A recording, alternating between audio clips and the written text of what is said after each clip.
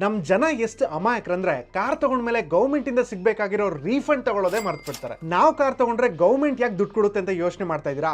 ಖಂಡಿತ ಕೊಡುತ್ತೆ, ಯಾಕಂದ್ರೆ ದುಡ್ಡು ನಿಮ್ದೆ. ನೀವು 10 ಲಕ್ಷಕ್ಕಿಂತ ಜಾಸ್ತಿ ಎಕ್ಸ್ ಶೋರೂಮ್ ಪ್ರೈಸ್ ಇರೋ ಕಾರ್ನ ತಗೊಂಡ್ರೆ ಡೀಲರ್ ನಿಮ್ಮ ಹತ್ರ ಅದಕ್ಕೆ 1% TCS ನ ಕಲೆಕ್ಟ್ ಮಾಡ್ತಾರೆ. ಫಾರ್ ಎಕ್ಸಾಂಪಲ್, ಕಾರ್ ಪ್ರೈಸ್ ಏನಾದರೂ 10 ಲಕ್ಷ ಆದ್ರೆ ಅದಕ್ಕೆ 10,000 TCS ನ ಕಲೆಕ್ಟ್ ಮಾಡ್ತಾರೆ. ಅದೇ ಕಾರ್ ಪ್ರೈಸ್ ಏನಾದರೂ 25 ಲಕ್ಷ ಆದ್ರೆ ಅದಕ್ಕೆ 25,000 TCS ನ ಕಲೆಕ್ಟ್ ಮಾಡ್ತಾರೆ. ಅವ್ರು ಡಿಡಕ್ಟ್ ಮಾಡಿರೋ ಆ ಟ್ಯಾಕ್ಸ್ ಅಮೌಂಟ್ ನಿಮ್ಮ ಪ್ಯಾನ್ ಕಾರ್ಡ್ ಜೊತೆ ಲಿಂಕ್ ಆಗಿರುತ್ತೆ. ಬೆಸ್ಟ್ ಪಾರ್ಟ್ ಏನು ಗೊತ್ತಾ? ನೀವು ಇನ್ಕಮ್ ಟ್ಯಾಕ್ಸ್ ರಿಟರ್ನ್ ಫೈಲ್ ಮಾಡುವಾಗ ಆ ದುಡ್ಡನ್ನ ವಾಪಸ್ ತಗೊಬಹುದು, ಅಂದ್ರೆ ರೀಫಂಡ್ ತಗೊಬಹುದು. ಪ್ರೋಸೆಸ್ ತುಂಬಾನೇ ಸಿಂಪಲ್ ಆಗಿದೆ.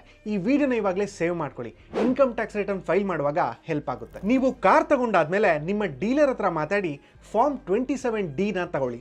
ಆಮೇಲೆ ನೀವು ಇನ್ಕಮ್ ಟ್ಯಾಕ್ಸ್ ರಿಟರ್ನ್ ಫೈಲ್ ಮಾಡುವಾಗ ಒಂದ್ಸಲ ಫಾರ್ಮ್ 26AS ನ ಡೌನ್ಲೋಡ್ ಮಾಡಿ ಅದರಲ್ಲಿ ನಿಮ್ಮ ಡಿರೆಕ್ಟ್ ಆಗಿರೋ ಟ್ಯಾಕ್ಸ್ ತೋರಿಸ್ತಿದೆಯಾ ಇಲ್ವಾ ಅಂತ ಚೆಕ್ ಮಾಡಿ. ತೋರಿಸ್ತಿದೆ ಅಂದ್ರೆ ನೀವು ಯಾವುದೇ ತರ ಇಶ್ಯೂ ಇಲ್ಲದೆ ಅದನ್ನ ಕ್ಲೇಮ್ ಮಾಡಿ ನಿಮ್ಮ ದುಡ್ಡನ್ನ ವಾಪಸ್ ತಗೊಬಹುದು. ಆಮೇಲೆ ಇನ್ನೊಂದು ಇಂಪಾರ್ಟೆಂಟ್ ಪಾಯಿಂಟ್, ಇದು ಎಲ್ಲಾ ಕಾರ್ಸ್ಗೆ ಅಪ್ಲೈ ಆಗಲ್ಲ.